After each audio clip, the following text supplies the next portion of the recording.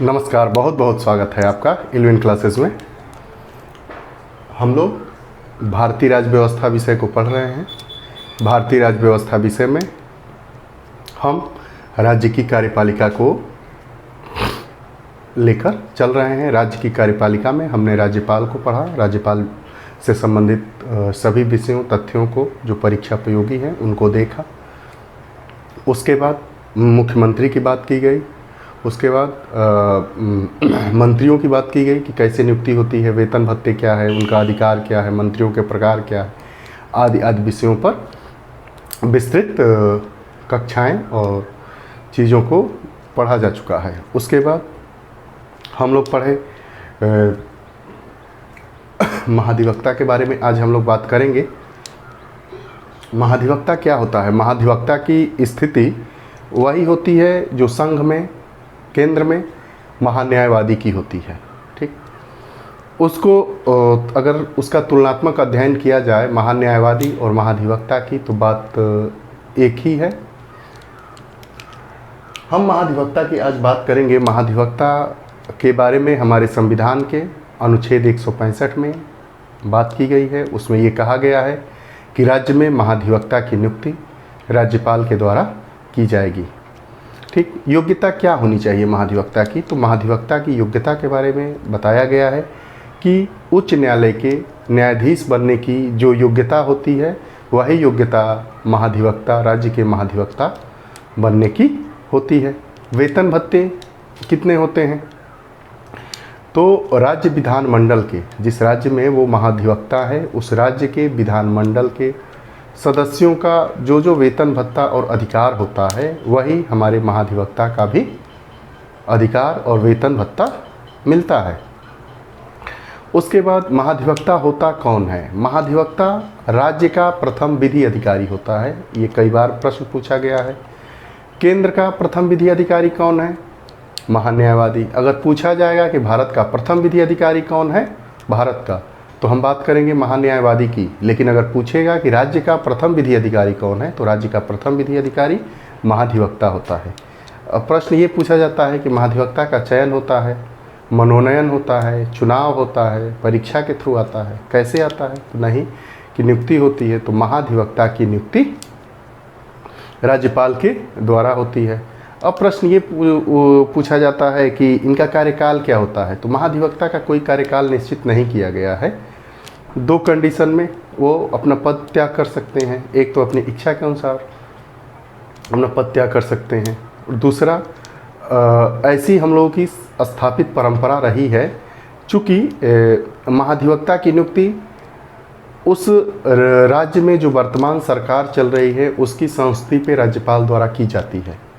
ठीक, तो जैसे ही वो सरकार बर्खास्त होती है या अल्पमत में आ जाती है या नई सरकार का गठन होता है, तो जैसे ही वो सरकार अपना इस्तीफा देगी, जिस सरकार में उनकी नियुक्ति हुई है राज्यपाल के द्वारा, तो ये भी अपना त्यागपत्र दे देते हैं। ठीक, आइए इसको विस्तार में देखते हैं। महाधिवक्ता, अंग्रेजी में इनको एडवोकेट जनरल कहा जाता है। अनुच्छेद 165, राज्यपाल द्वारा महाधिवक्ता की नियुक्ति की जाती है। कई बार ये प्रश्न पूछा जाता है। अपॉइंटमेंट, नियुक्ति मतलब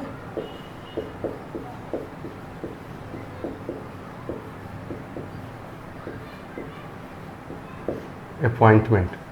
अब महाधिवक्ता कौन होता है? राज्य का सर्वोच्च विधि अधिकारी। प्रश्न कई बार पूछा गया है आप लोगों की परीक्षाओं में कि राज्य का सर्वोच्च विधि अधिकारी कौन होता है? तो महाधिवक्ता, एडवोकेट जनरल। महाधिवक्ता उच्च न्यायालय के न्यायाधीश बनने की योग्यता रखता है। मतलब इसकी योग्यता क्या होती है?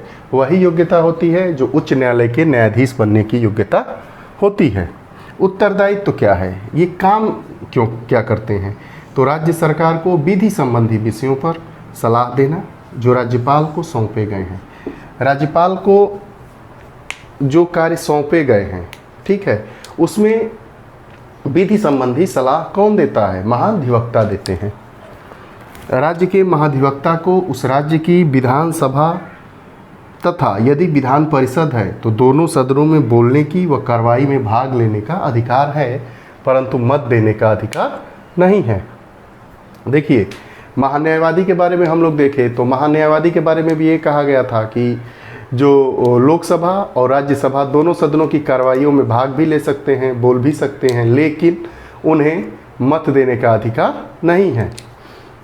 वैसे ही महाधिवक्ता की हम लोग बात करेंगे। महाधिवक्ता भी जिस राज्य के वो महाधिवक्ता है उस राज्य में विधान परिषद होने पर विधान परिषद की कार्रवाई में भाग लेंगे, उसमें बोलेंगे, लेकिन मत नहीं देंगे। अगर उत्तर प्रदेश के महाधिवक्ता है तो उत्तर प्रदेश में द्विसदनीय विधानमंडल है, विधानसभा भी है, विधान परिषद भी है। तो विधानसभा है तो विधानसभा की कार्रवाई में भी महाधिवक्ता भाग ले सकते हैं, बोल सकते हैं, और विधान परिषद की कार्रवाई में भी महाधिवक्ता बोल सकते हैं और भाग ले सकते हैं, लेकिन उन्हें मत देने का अधिकार नहीं है। ये पूछा जाता है कि क्या राज्य के महाधिवक्ता को राज्य विधानमंडल के सदस्य के समान वेतन भत्ते और अधिकार तो प्राप्त है, किंतु क्या उन्हें उस राज्य के विधानमंडल में की कार्रवाइयों में, विधानमंडल से यहाँ तात्पर्य विधानसभा या जहाँ पे विधान परिषद हो, वहाँ की कार्रवाइयों में भाग लेने का भी अधिकार है, बोलने का भी अधिकार है, लेकिन क्या उन्हें मत देने का अधिकार है?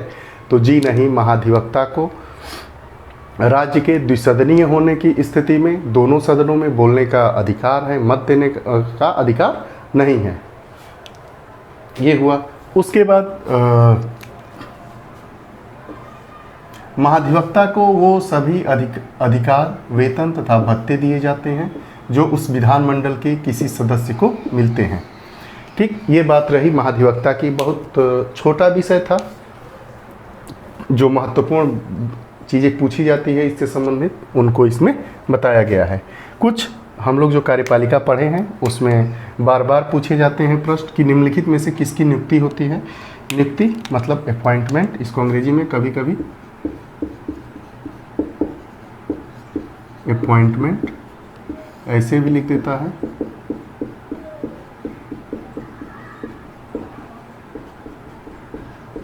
अपॉइंटमेंट तो देखिए, प्रधानमंत्री का अपॉइंटमेंट होता है, महान्यायवादी का अपॉइंटमेंट होता है, मुख्यमंत्री का अपॉइंटमेंट होता है और महाधिवक्ता का अपॉइंटमेंट होता है।